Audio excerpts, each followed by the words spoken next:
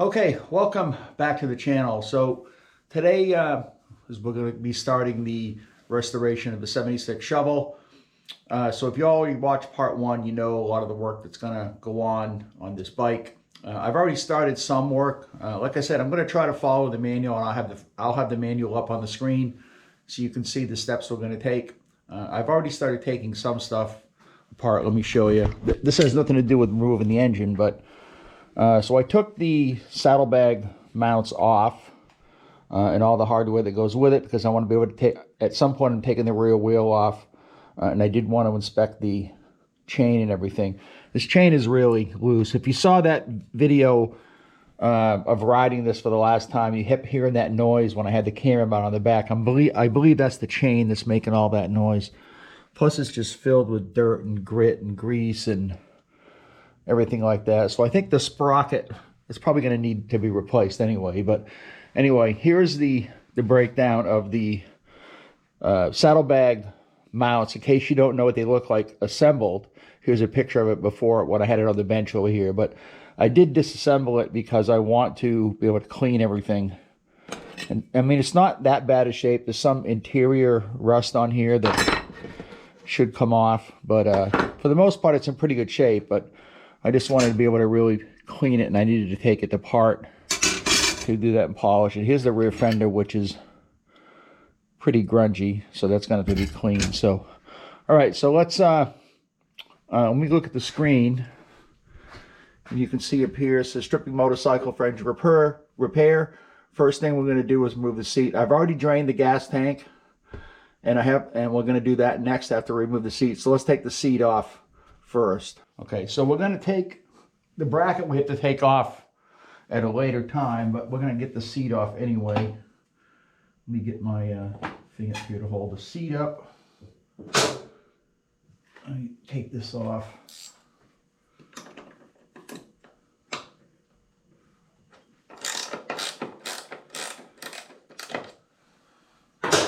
All the nuts and bolts so I know where they're going to be going.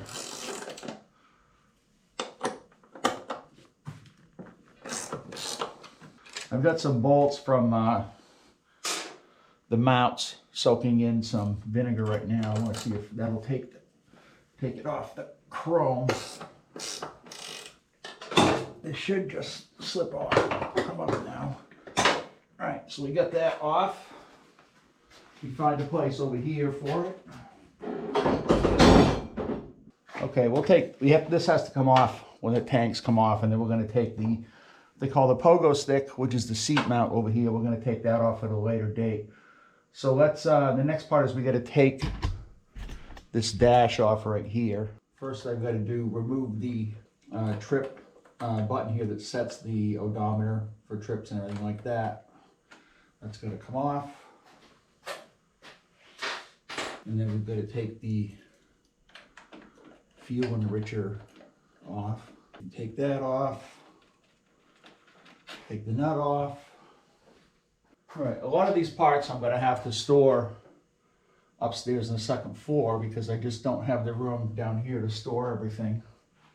So let me take off, I got to take off a clamp over here for the crossover line. So I'm not going to worry about these hoses because fuel lines and oil lines are all going to be replaced, so I don't care if I cut them or break them. Okay, had a little incident with the gas. I thought the gas was actually out and it poured out of that crossover line, so I had to spend the time cleaning that up. So we're going to take the tanks off next. These are twin tanks, they're separate. So we got a bolt up here in front of the speedometer, a bolt here on each side, and then we've got one down in front. Let me try the other side. Under here, I have to go on this side.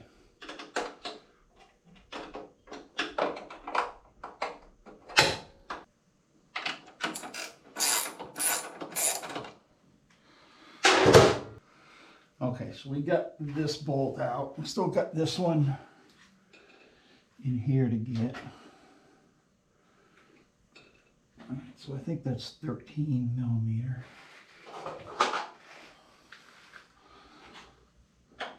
No, it's not. What is it? This is actually an air line up here. I'm gonna have to cut that line. I don't want to risk scratching the tank to get that out. Let me show you where it is.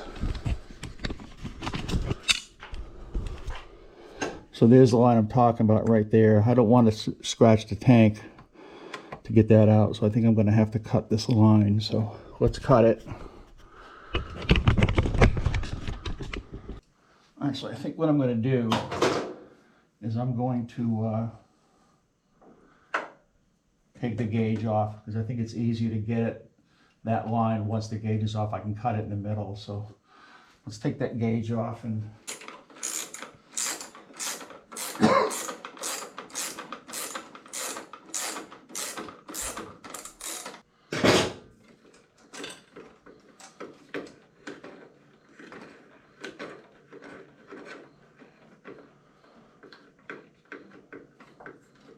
okay, so this gauge might have to be sent out to be rebuilt, because I don't think it's working all the time. So there are places you can send this out to get them rebuilt, and probably going to do that. All right, so now we got that. So I'm not exactly following the manual right now, because it's kind of a pain to do that. All right, so we get one side off. Makes getting this side, other side off pretty easy.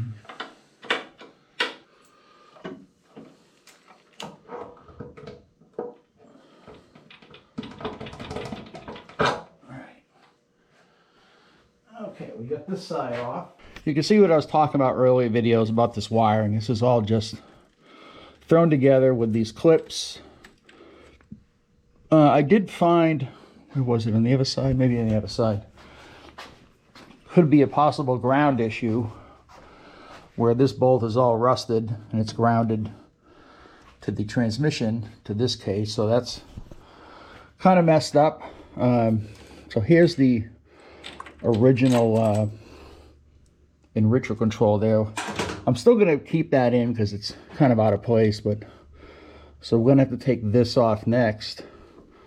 I'm not going to take this off quite yet until I get the wiring harnesses, and going to disconnect the front, the controls up here for the front, because those are brand new controls. I don't think there's anything that goes to here from the front. I believe the front comes back to here, and then the middle goes up to here, but nothing from these controls actually goes to here. It goes to the terminal up front. So let's go back to the manual and see what this thing says. So it says, all right, number 2, drain gas tank, disconnect fuel line, remove. We did that. Remove instrument cover, take out mounting base, did that. Release seat clevis spring, pull clevis pin and tape seat forward, did that. Remove upper cylinder head bracket. Note washers between bracket and frame lug. Use same washers when bracket is disconnected. Upper cylinder head bracket. So what is that? That's this? Must be this right here. Upper cylinder head bracket. See, it's got 2 washers in it. So these heads, we're going to try to, there's going to be a lot of time polishing these heads. It looks like, I mean the rockers, it looks like the cylinders might just need to be blasted. They don't look really rusted. But of course we're getting all new fasteners up here anyway. So, all right, let's take this off, then we'll take this bracket off. Okay, so we got the upper bolts we have to take off. Why isn't that going on there? That's the right one. Yeah, that's cracked right there. So we're gonna have to replace all this stuff anyway. Get that off of there. Oh, not right one.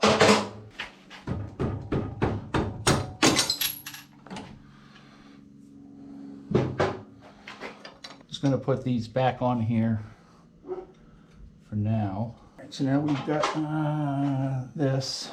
Let me see. A lot of this stuff looks like it hasn't been taken off this bike in decades.